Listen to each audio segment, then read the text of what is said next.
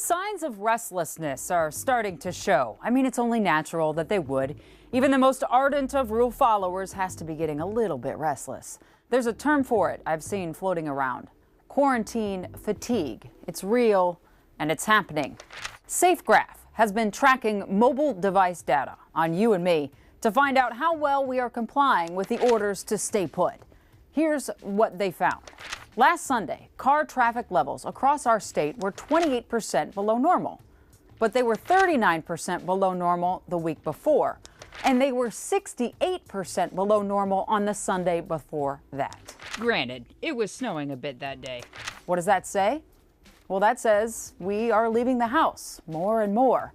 And this is happening all over the country. Over the weekend in both Southern California and on Long Island, people packed the beaches.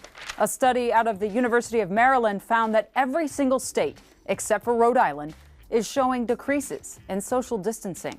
The biggest drops have been in Louisiana, Ohio, Indiana, Vermont, Alabama, Michigan, Missouri, North Carolina, Texas, and Arkansas.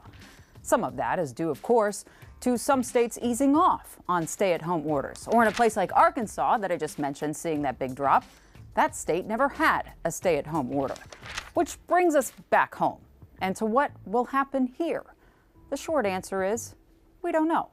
An educated guess would suggest not an all-out lift of the order here, but a dialing back of restrictions.